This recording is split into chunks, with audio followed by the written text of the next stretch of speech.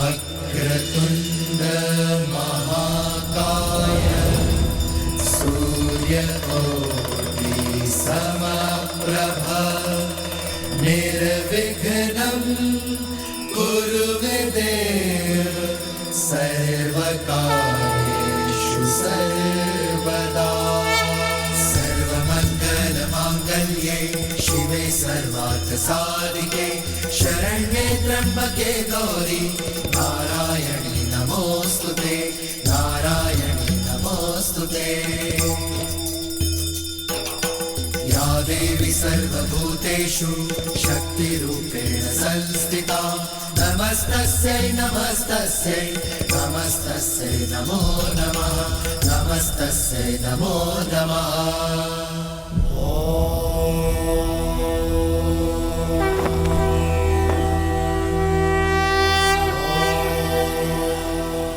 राम राम राम राम।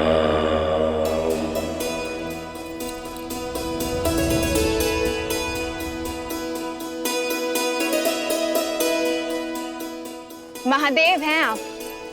मनुष्य देव सभी आपको पूजते हैं, फिर भी हर दिन आप एक मनुष्य का नाम जपते हैं, क्यों?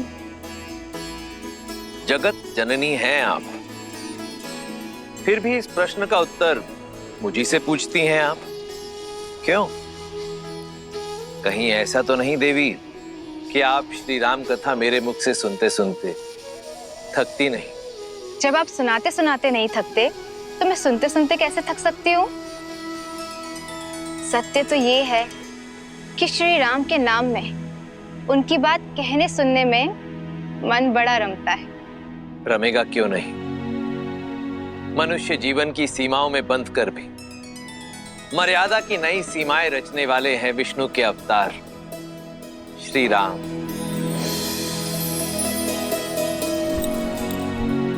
तो एक बार फिर से सुनाइए ना श्रीमद् रामायण कथा। मैं गणेश स्तुति भी कर आई हूँ, तो कथा सुनने में कोई विघ्न नहीं आएगा। जो आज्ञा देवी। तो आइए आरंभ करते हैं। भारत की आत्मा, परम परमात्मा, मर्यादा पुरुषोत्तम श्री राम की कथा। श्री रामचंद्र कृपालु भजु मन हरण भव भय दारुणम नव कंज लोचन कंज मुख कर कंज पद कंजारुणम। सिया राम सिया राम सिया राम सिया राम। आदर्श और मर्यादा की है ये कथा महापावनम। काट मद श्री से मिला दे श्रीमद् रामायणम श्रीमद् रामायणम। सिया राम सिया राम सिया राम सिया राम। महापवित्र सरयू नदी के तट पर स्थित है एक नगर जो त्रेता युग में सूर्यवंशी राजाओं की राजधानी थी। इक्ष्वाकु के वंशज भगीरथ, रघु और अज को जन्म देने वाला नगर, जिसे कोई युद्ध में जीत ना सका, अयोध्या।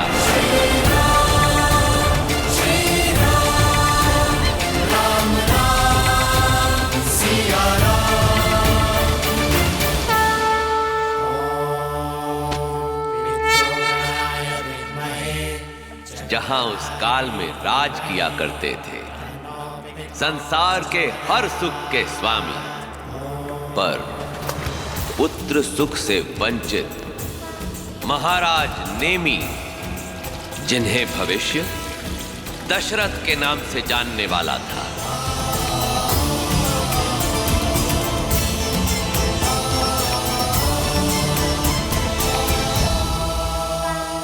श्राद्ध की रीतियां पूर्ण हुई महाराज नेमी। जी आचार्य।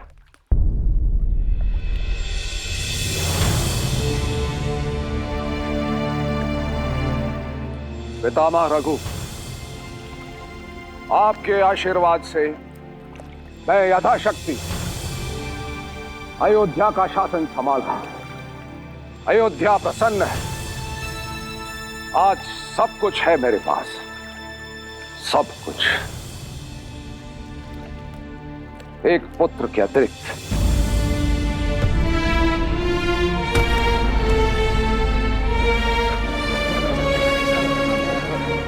एक पुत्र जो मेरे उपरांत अयोध्या को प्रज्वलित कर सके। एक पुत्र जो सूर्यवंश के तेज को आगे ले जा सके। ऐसे एक पुत्र का आशीष दीजिए पितामह।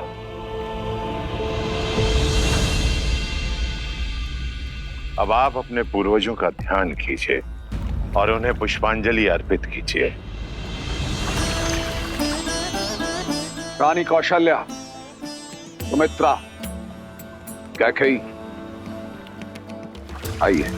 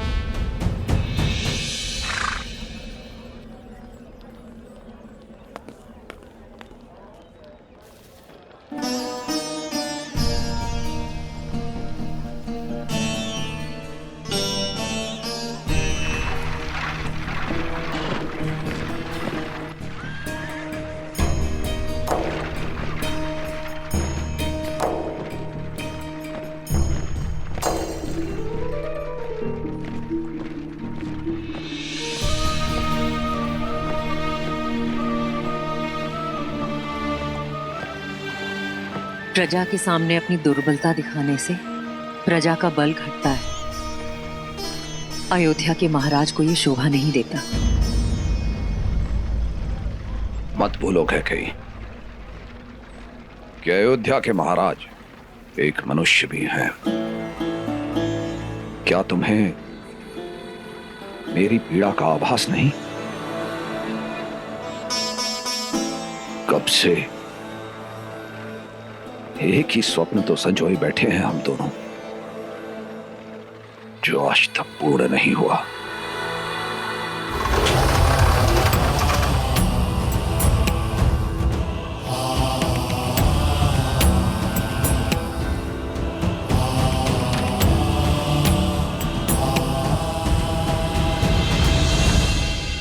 महाराज कहते हैं भोर में देखे स्वप्न अवश्य पूर्ण होते हैं। आज भोर में मैंने एक स्वप्न देखा महाराज। उस स्वप्न में नन्हे नन्हे पैर हमारे आंगन में चल रहे थे।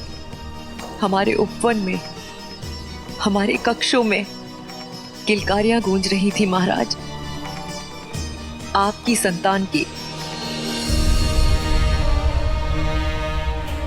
संतान? क्या उनमें कोई पुत्र भी था कैकेयी? चारों महाराज। मैंने स्वप्न में आपके 4 पुत्र देखे हैं, रघुवंश के 4 वंशज। सच कैकेयी?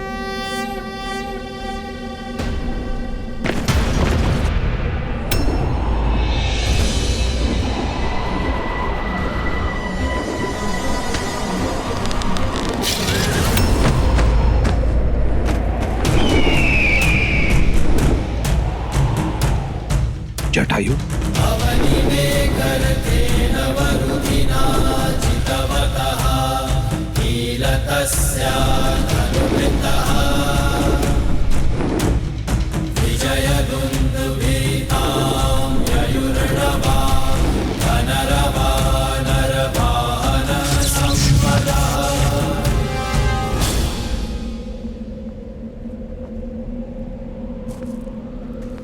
मित्र जटायु,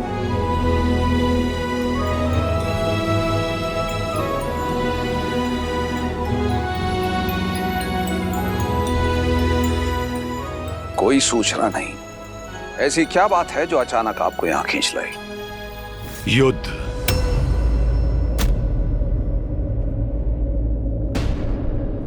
इसमें मुझे मेरे मित्र नेमी की सहायता चाहिए। गरुड़वंशी महावीर जटायु को मेरी सहायता की आवश्यकता है। क्यों उपहास कर रहे हो मित्र? उपहास नहीं है ये मित्र, ये कोई साधारण युद्ध नहीं है। स्वयं देवराज इंद्र ने मुझे आपके पास सहायता लेने के लिए भेजा है, क्योंकि संभासुर ने देवलोक में हाहाकार मचा रखा है। उसके असुरों ने दंडक वन में छावनी बना ली है। भयंकर असुरों से लदा है उसका विमान। एक साथ 10 दिशाओं से प्रकट होकर आक्रमण करता है वो मायावी।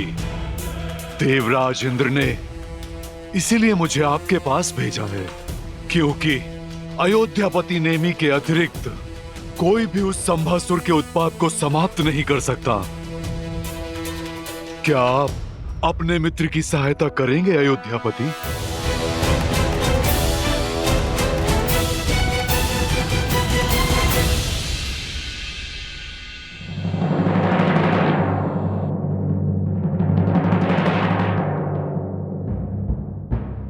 अयोध्या की राजसभा में उपस्थित सभी को इस बात की सूचना मिल चुकी है कि अयोध्या के मित्र देवराज इंद्र ने हमसे सहायता मांगी है और अयोध्या इस सहायता का उत्तर देगी। समरासुर के विरुद्ध इस युद्ध में मैं अयोध्या के सम्मिलित होने की घोषणा करता हूं।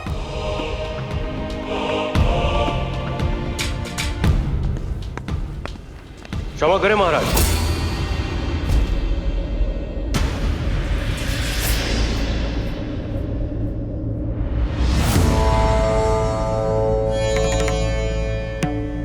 जिस युद्ध से अयोध्या का कोई संबंध ना हो, उस युद्ध में हमें क्यों सम्मिलित होना?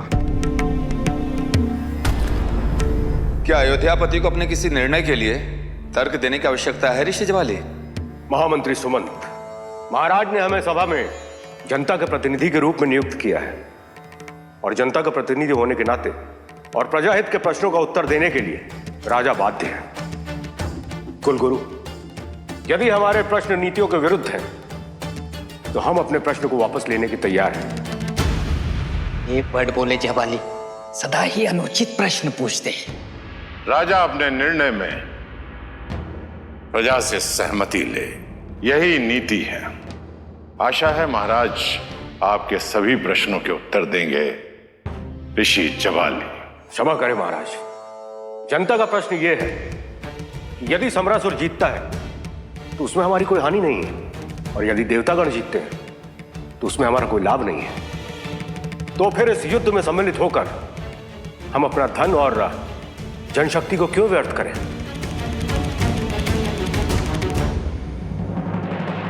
ऋषि जवाली, अयोध्या के इस युद्ध में सम्मिलित होने के 3 कारण हैं। पहला कारण मित्रता। हमारे मित्र ने हमसे सहायता मांगी है। रघुवंशी सदैव मित्रता का मान करते हैं। दूसरा कारण, दूर फैली अग्नि को यदि बुझाया ना जाए तो उसे निकट आने में अधिक समय नहीं लगता। दंडक वन अयोध्या से अधिक दूरी पर नहीं है। और तीसरा कारण, राजा का धर्म, जो है प्रजा की हर संकट से रक्षा करना, वो संकट जो सामने हो या वो संकट जो आने वाला हो।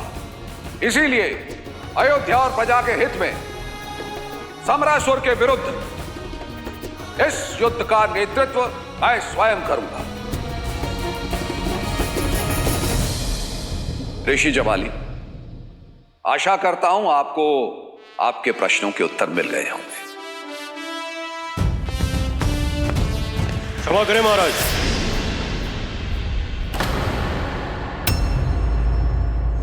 महाराज, मेरा प्रश्न इतना सरल नहीं है। उत्तराधिकारी के बिना महाराज राज नहीं छोड़ सकते।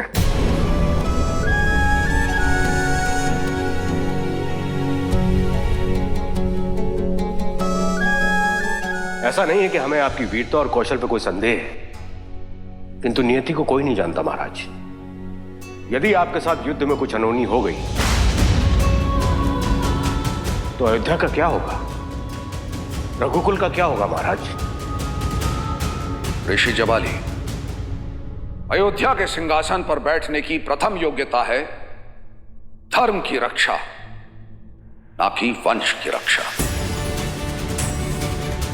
आपकी चिंता है मेरे कुल के भविष्य की सुरक्षा, किंतु मेरी चिंता है मेरे कुल के पूर्वजों के मान, मर्यादा और प्रतिष्ठा की रक्षा।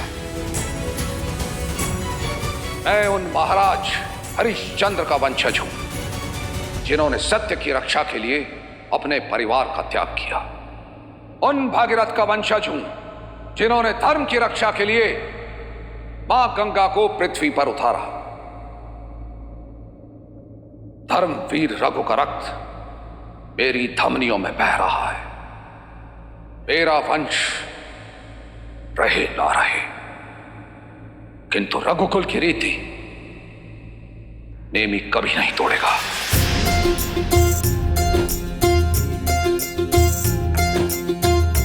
रघुकुल रीति सदा चली आई, प्राण जाए पर वचन न जाए।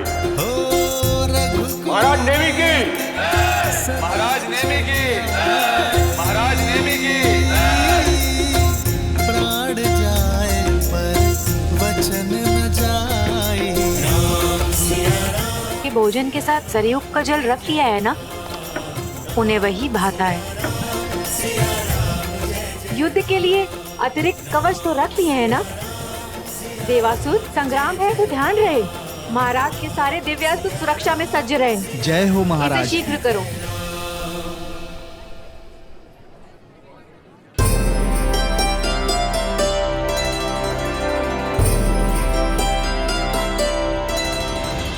समझता हूं, किंतु तुम्हारा पति एक राजा है और राजा की पत्नी होना सरल नहीं है। तुम तो अपना धर्म अच्छे से समझती हो, मेरी हर आवश्यकता का पूरा ध्यान रखती हो। तो साम्राज्य चलाने के लिए मेरे पास पूरा मंत्रिमंडल है, किंतु इस राजमहल को और मुझे तुम्ही ने तो संभाल रखा है। चलिए, आप प्रसन्न तो हुई, अब हमें विदा कीजिए। विजयी होके लौटिएगा। मैं आपके स्वागत में सज्ज रहूंगी और यहाँ सबका ध्यान रखूंगी।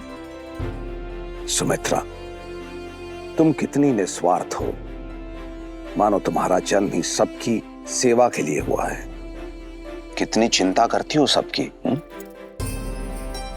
सबसे अधिक चिंतित तो कौशल्या दीदी है। जब से आपके युद्ध में जाने की घोषणा हुई है, बस उपवास करके मंदिर में बैठी प्रार्थना कर रही हैं।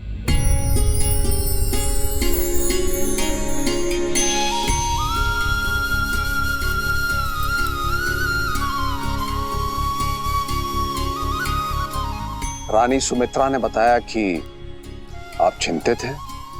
चिंतित थी, इसलिए यहाँ आई थी। अब प्रार्थना के बाद मन शांत है। धर्म युद्ध में नारायण आपका साथ दे।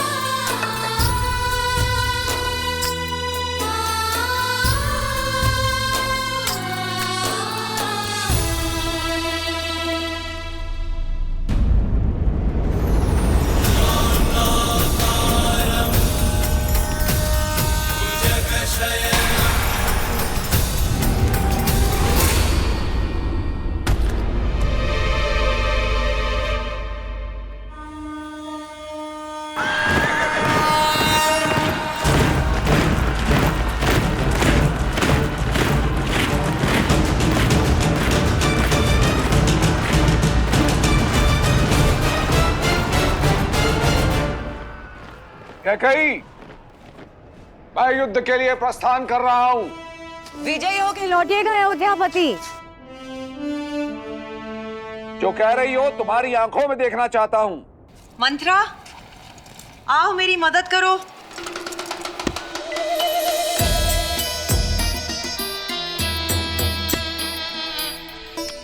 कस के बांधना। विचित्र हट है ये कैकई।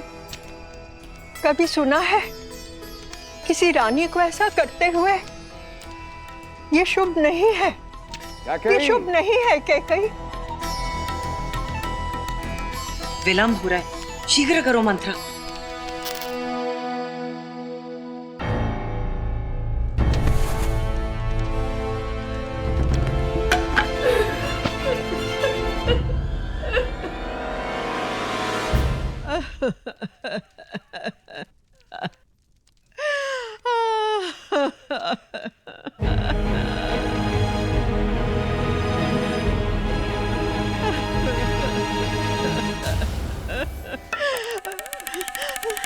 क्यों चिंता करती हो? हाँ, कुछ नहीं होगा मुझे। अश्वपति की बेटी हूं मैं, योद्धाओं के बीच में पली बड़ी हूं। कहाँ गई मेरी वो मंत्रा जो कहा करती थी कि पूरे भारतवर्ष में मुझ जैसी वीरांगना नहीं? क्या हुआ मेरी उस मंत्रा को? ये शुभ नहीं है कैकई, ये अनर्थ है। मैंने कहा ना तुमसे, कुछ नहीं होगा मुझे। मेरी प्यारी माँ। हाँ, मेरी बच्ची।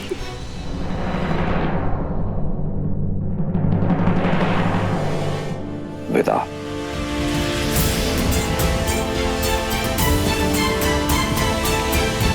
लौट के आना कैकई, लौट के आना। आऊंगी अपने राजा को साथ लेकर।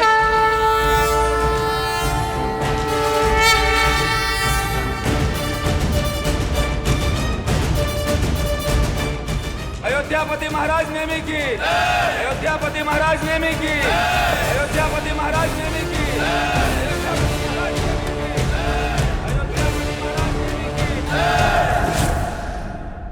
अयोध्या के वीरों, प्रस्थान। ठहरिए।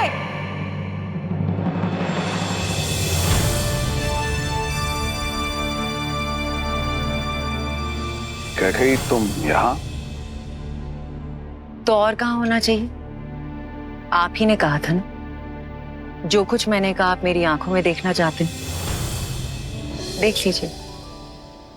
तुम जानती हो ना कि आप मुझसे रुष्ट थे, जानती हूँ, पर क्या करूं, मंत्रा को समझाने में इतना समय लग गया। बेचारी बहुत भयभीत हो रही थी। होना भी चाहिए। अब युद्ध क्षेत्र में शत्रु पर प्रहार करने से अधिक हमें तुम्हारी रक्षा की चिंता करनी होगी। वो तो युद्ध ही बताएगा कि कौन किसकी रक्षा करता है। हमारी बात मानो, आरती करके हमें विदा करो। आरती वो करते हैं जो अपने पति के लौटने की प्रतीक्षा करें। जो साथ युद्ध लड़ती हैं, वो शंखनाद करती हैं।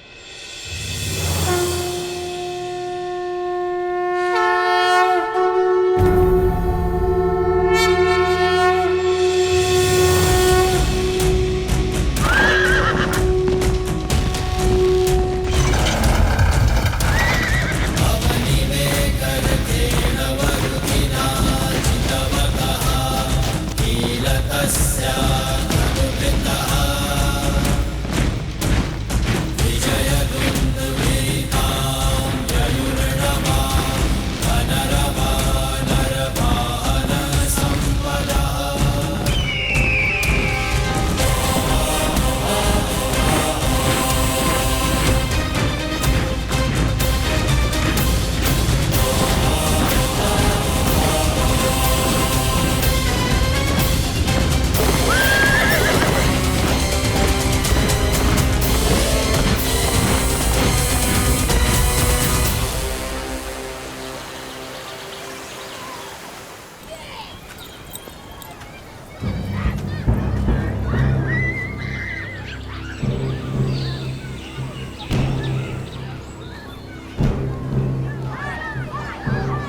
गुरुदेव, महारानी। प्रणाम महारानी। प्रणाम महारानी। आचार्य वशिष्ठ।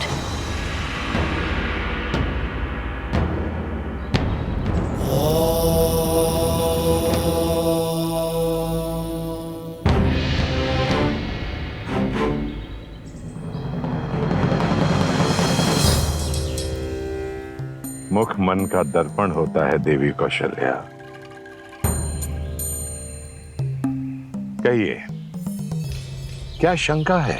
आचार्य, एक स्वप्न है जो मुझे बार बार दिखाई दे रहा है, जिसने मेरे मन में हलचल मचा रखी है।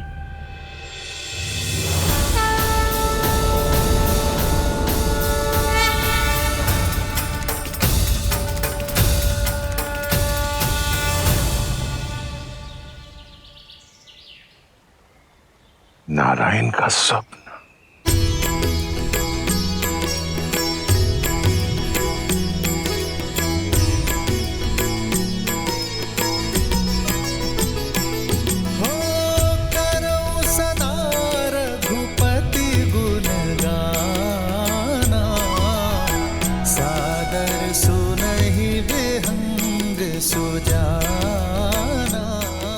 आचार्य, कौन है ये?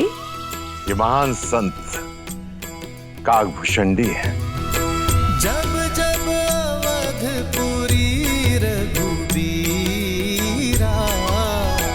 धरहि भगत हित मनुज शरीरा। ये क्या अनर्थ कर रहे हैं आप? अनर्थ नहीं माँ, आप तो संसार की सबसे धन्य माँ है। आपके दर्शन पाकर तो मैं भी धन्य हो गया माँ।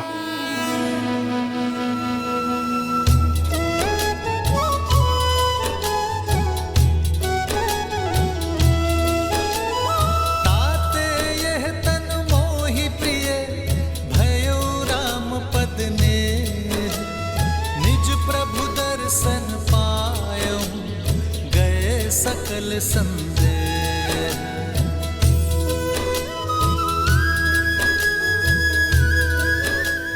आचार्य, मैं यहाँ अपनी उलझन लेकर आई थी और आप मुस्कुरा रहे हैं, और श्री काकभूषणी जी का व्यवहार और शब्द, मैं और उलझ गई हूँ। ये उलझन नहीं, शुभ संकेत है देवी। अपने मन को शांत रखिए, नारायण पर ध्यान लगाइए और सब कुछ समय पर छोड़ दें। अयोध्या का, आपका और सारे संसार का शुभ समय आने वाला है।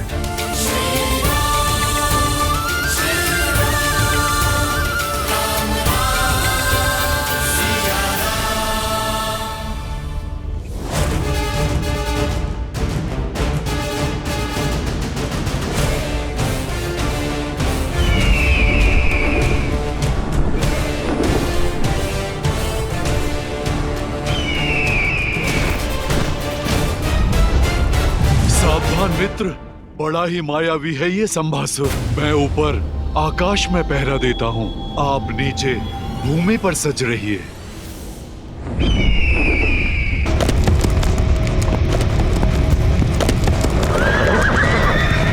सावधान! अयोध्या के वीरों, अपने स्थान पर अड़िग रहो।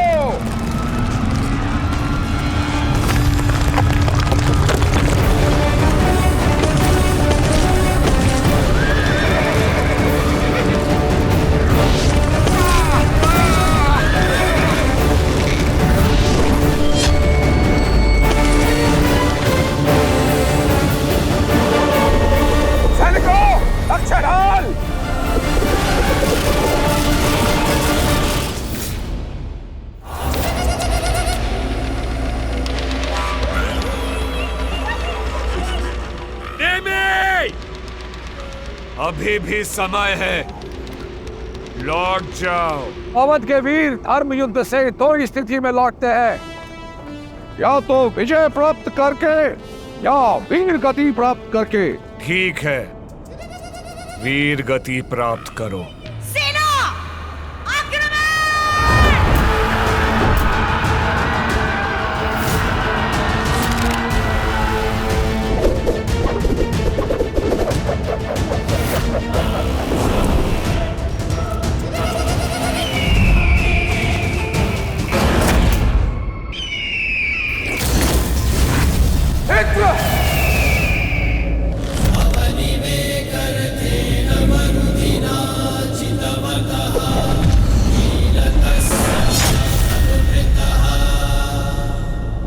क्षमा मांगो, देवों पर फिर से आक्रमण न करने का वचन दो और अपने प्राण बचा लो।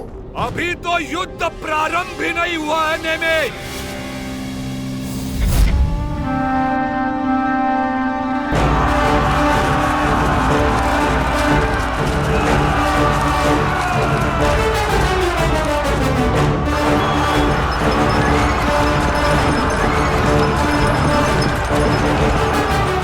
सारथी,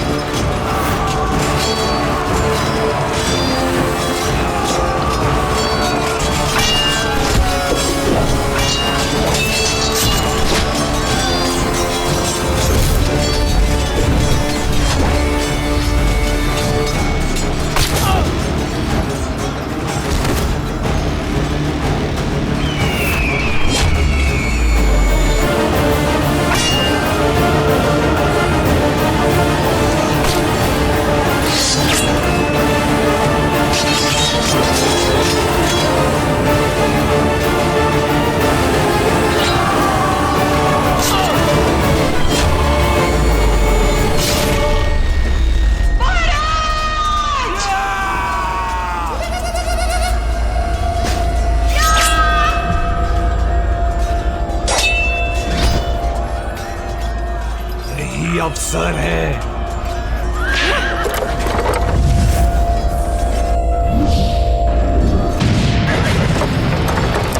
अयोध्यापति, कुछ नहीं होगा आपको।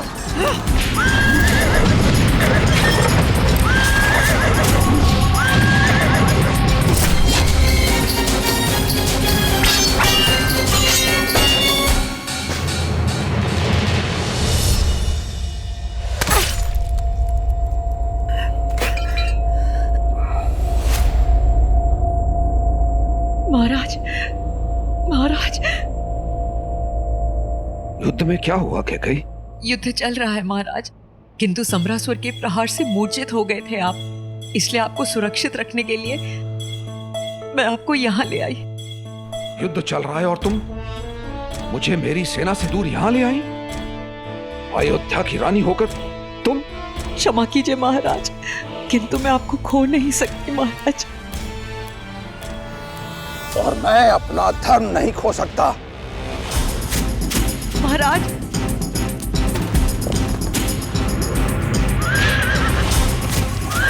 महाराज मैं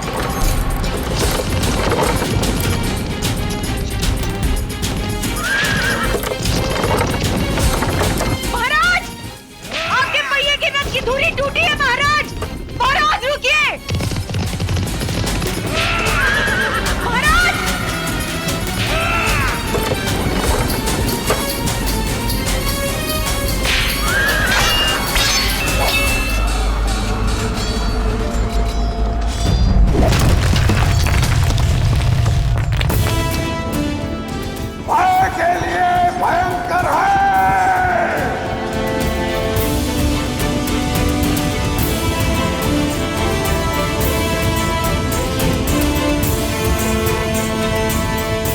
हम अवध के रुद्र हैं।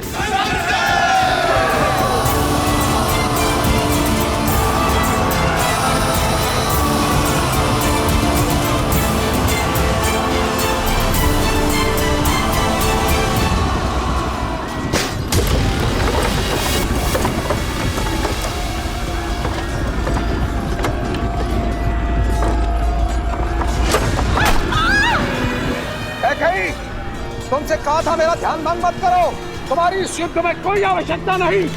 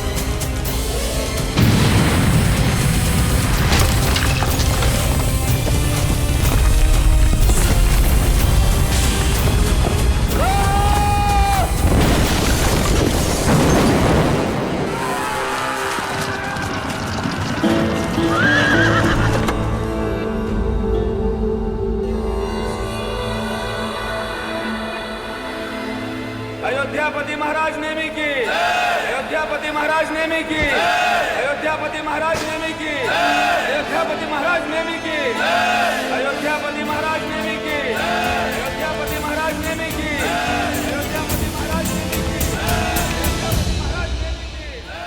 अयोध्यापति महाराज नेमी की। अनेकों युद्ध लड़े पर ऐसा शौर्य, ऐसा कौशल कहीं नहीं देखा मित्र नेमी। एक रथ पर ऐसा लगा 10 दिशाओं से लड़ रहे हैं आप। अद्भुत। आप महारथी नहीं, आप दशरथी हैं। दशरथ हैं आप। बोलो महाराज दशरथ की, बोलो महाराज दशरथ की, महाराज दशरथ की, महाराज दशरथ की जय। क्या कही? क्या कही? क्या कही?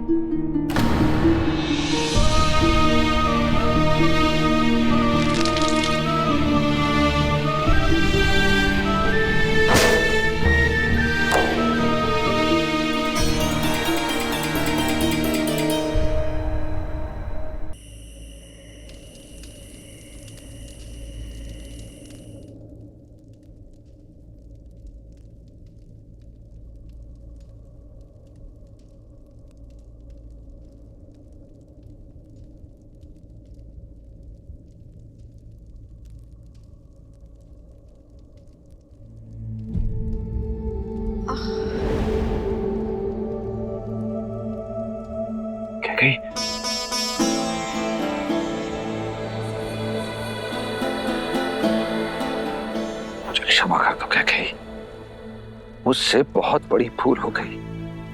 तुम तो मुझे बताना चाह रही थी कि रथ के पहिए की धुरी टूट चुकी है, किंतु मैंने तुम्हें अनसुना कर दिया। क्रोध में न जाने तुम्हें क्या क्या कह गया। महाराज, तुम्हारे इस आचरण को मैंने रघुकुल का कलंक समझा, किंतु इतना अपमानित होने के बाद, इतनी पीड़ा में भी चलते रथ के पहिए की धुरी में तुमने अपना हाथ कहीं। मुझे क्षमा कर दो, क्षमा कर दो। महाराज दशरथ को इतना भावुक होना शोभा नहीं देता।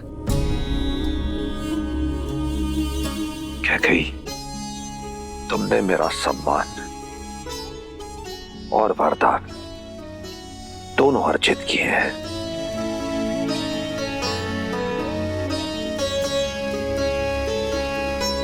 मांगो कैकेयी, जो मन चाहे वो वरदान मांग लो।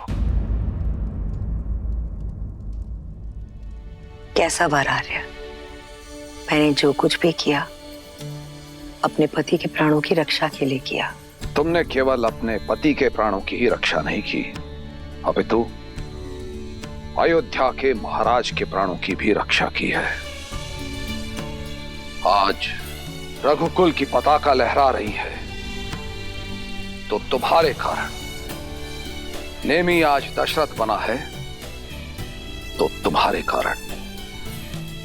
इसीलिए कैकेयी, एक नहीं 2 वर देता हूं तुम्हें, मांगो। और महाराज आप? कैकेयी, मत बोलो कैकेयी। मैं अयोध्या का राजा भी हूं और एक राजा को ना करके उसका अपमान करोगी। मांगो।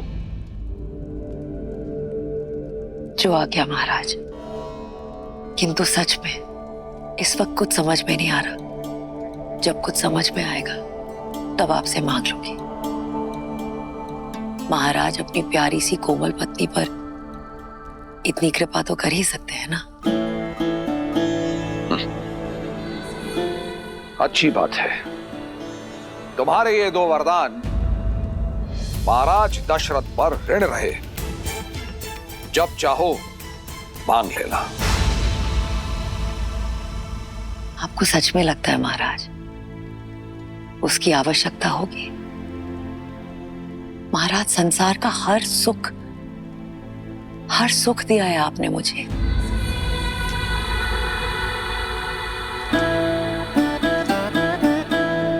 कहां दे पाया मैं हर सुख?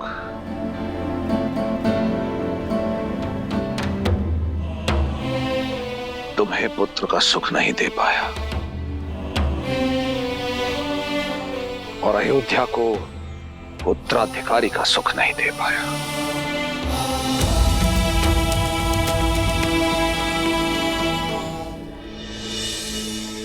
ईश्वर जो देते हैं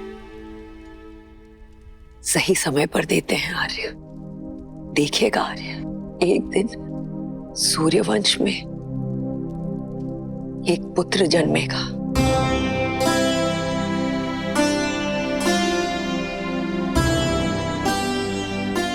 जो चंद्रमा की भांति सौम्य होगा, जिस पर एक बार दृष्टि डाल दे उसे सदैव के लिए आनंद से भर देगा।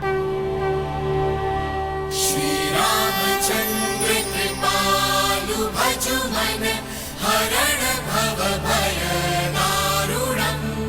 श्री रामचंद्र कृपालु भजु मन हरण भव भय दारुणम्।